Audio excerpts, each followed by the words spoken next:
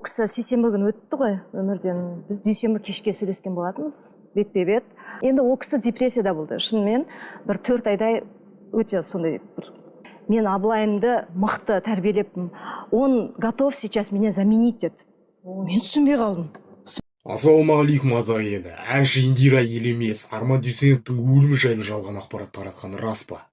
Егер бұл рас болса, оның бұлай істеудегі мақсаты не? Осы видеода соны талқылайтын боламыз кетті. Енді өздеріңіз естіп көріп отқан боларсыздар. Арман Дүйсеновті Индира Елемес студияда қайтыс болды деп айтқан екен. Бірақ Арманның әйелі бұны жоққа шығарып отыр. Индираның айтқаны өтірік әңгіме. Арман студияда емес, Индира айтқандай. Ол мына үйде қайтыс болған деп жатыр. Енді қараңыздар, өте маңызды.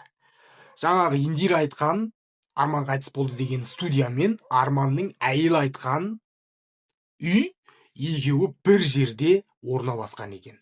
Және сол жердің иесі кім екенін білесіздер ма? Сол жердің иесі мына Индираның күйеуі болып шықты. Ал керек болса. Бұлай екен. Марқұм Арман Дүйсенов композитор кісі, білесіздер. Жаңағы ән жазады, ән өңдейді, студиясы болады да. Мына Индираның күйеуімен жақсы араласқан екен.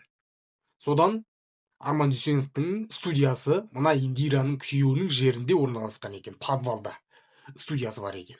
Сол жердің иесі мына Индираның күйеуі. Жаңағы Индира қайтыс болды деген студия осы подвалда орналасқан екен. Индираның күйеуінің жерінде орналасқан студия екен да бұл. Түсінесіздер ма? Сол. Индира айтып отыр, студияда қайтыс болды деп отыр. Арманның әйелі Арман мына үйде қайтыс болды деп отыр. Жаңағы студия мен мына үй екеуі бір-біріне тиіп тұр екен. Бір жерде, бір қорғанның ішінде орналасқан екен. Түсінесіздер ма? Бір қорғанның ішінде. Және сол жер мына Индираның күйеуінің жері. Міне, керек болса. Содан Арманның әйелі айтып отыр. Бізге суық хабар жетті, Арман суық хабар жетті, содан біз бардық дейді. Жаңағы баласы екеуі барған екен, сөйтсе, мына үйдің екінші қабатында Арман жатыр екен. Әр жерде Индираның күйеуі болған. Осылай таң намазға тұрғанбыз, Арман дәрет алып келген жерге жатты да, жатқан болатын дейді. Содан кетіп қалды деп отыр. Сөйтіп артынан етсе, жүректен кеткен екен Арман. Жүрегі тоқтап қалған екен. Арманның әйелі солай айтып отыр.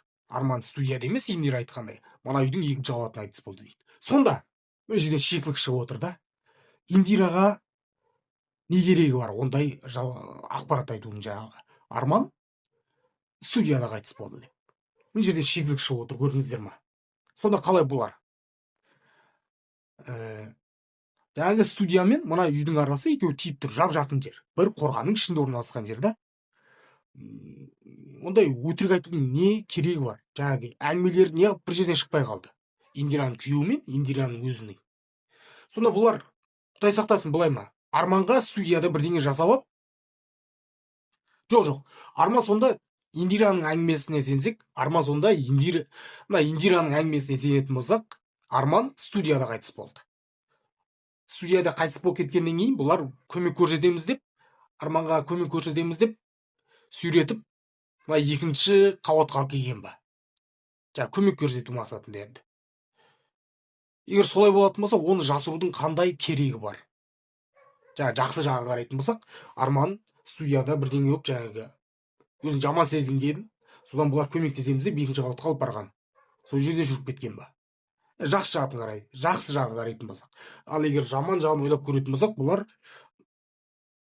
студияда Арманға бірдеңе жасап алып, келіспей қалып, студияда бірдеңе жасап алып, сол жерден алысып жүріп екінші қабатқа алып барып, өздері сасқап, сөздер бір жерден шықпай қалып отыр ма? Құдай сақтасын.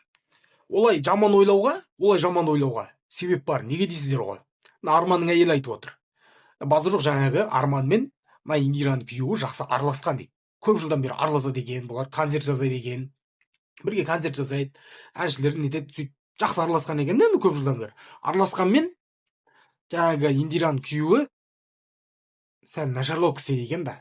Мына Арманның ақшасын алдап алып алған екен. Арман Дүйсеновтің шетелде баласы оқиды екен, соған ақша жібермек болады екен.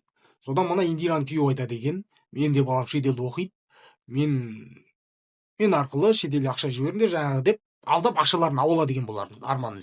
Сол күйі жаңағы ақшаны бермейді екен. Арман сол ақшаны алам деп бұның артынан біраз жүгірген екен да. Жаңа өмірінің соңына дейін мына ақшаны ала алмай кеткен екен, көрдіңдер ме? Сонда жаңағындай жаман ойлауға себеп бар да бұл жерде. Көрдіңдер ме? Екеуі жақсы араласқан болса, онда ештеңе болмаған болса, жаңағы мынаның ақшасын алып, мынаның ақшасын Армандардың ақшасын алдап алмаған, ондай тасуын араласқан болса, ондай арам ой келмейді да бұл жерде. Одан жаңағы Индираның жаңағы әңгімесі бар. Арман подвалда студияда өлді деген. Ал шын мәнінде жаңағы Арманның әйелі айтып отыр. Студияда емес ешқандай. Міне бір үйдің екінші қабатында өлді деп отыр. Міне, қалай болып кетті. Осындай жерлері шикіліктер адамға бір жаман ой келтіреді екен да. Арман Дүйсенов кісі қолынан қаза тапты ма дейтін бір адамға жаман ой келеді екен. Міне, басқа жерде қайтыс болған болса, тағы айтпайсың оны. Басқа жерде қайтыс болған болса, құдай тағы ондай ой келмейді енді. Енді өздеріңіз ойлап қараңыздар. Мына адам Арманның ақшасын алдап албаған. Арман оны ала алмай жүрген. Одан кейін басқа жерде емес, осының жерінде қайтыс болғанда, жаңағы Индираның сөзіне сенсіз, Индираның айтқан варианты бойынша да, Арманның әйелі айтқан вариант бойынша да. Үйде болсын, жаңағы студияда болсын, екеуі де мына Индираның күйеуінің жерінде қайтыс болып отыр да. Міне осындай жерлері сәл адамға не келтіреді екен, жаңағы күмән келтіреді екен. Енді жаңа Индираның күйеуі сонша кім деп отқан шығарсыздар. Бұл кісі, мына Индираны білесіздер, жас адам ғой енді.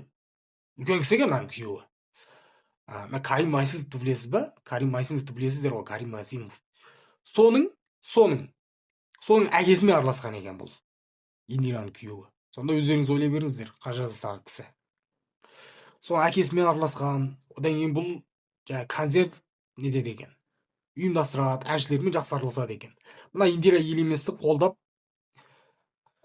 Индира Елеместің артында тұрған адам осы екен. Әйтпесе Индираны білесіздер, құдай енді қатты ештеңе айтқым келмейді. Бір хиті жоқ қой бір. Мен білмеймін, бір әнін айтып беріңіздерші мына Индираның. Бір кездері бұл кісі телевизорға қатты шығып кетті да. Ана әншімен бір жұп болып, мына әншімен бір жұп болып, сол кезде ойлайтын мен. Мына қыз что-то сен ренжімеңдер да. Дауысы да онша емес, бір хиті да жоқ, бұл қалай мұндай деңгейге жетіп жүр деп. Сөйтсем артында осындай бір несі бар екен да. Демеушісі бар екен да, жаңағы күйеуі. Сондай жағдай екен. Енді халқым не ойлайсыздар? Арман Дүйсеновтың қазасы жайлы. Өз ойларыңызды жаза кетіңіздер, қорықпай. Жаңа Индира өтірік айтты ма? Бір қарасаң, Индира өтірік айтпа. Индира қалай? Индира жаңа жалпы айтқан сияқты да, студияда қайтыс болды. Өйткені жаңа студия мен Арманның әйелі айтқан үй, екеуі бір-біріне тиіп тұр екен да. Бір қарасаң, Индираның да өтірік айтты деп айта алмайды екенсің да бұл жерде. Білмеймін енді, өз ойларыңызды жаза кетіңіздер. Тоқтай тұрыңыздар, өте маңызды бірдеңе айта кетейін. Жаңағы Индира Елемес Арман Дүйсеновті студияда қайтыс болды деген әңгімесін мен Руслан Өтепбайдан естідім. Одан кейін мына ел арасындағы алып қашпа әңгімелерден естіп отырмын да. Бірақ Индираның өз аузымен сөйтіп айтқан видеосын ешқандай жерден таппадым мен. Сондықтан мен бір жағынан ойлап отырмын, бұл әңгіме өтірік сияқты, алып қашпа ел арасында тараған өсек сияқты.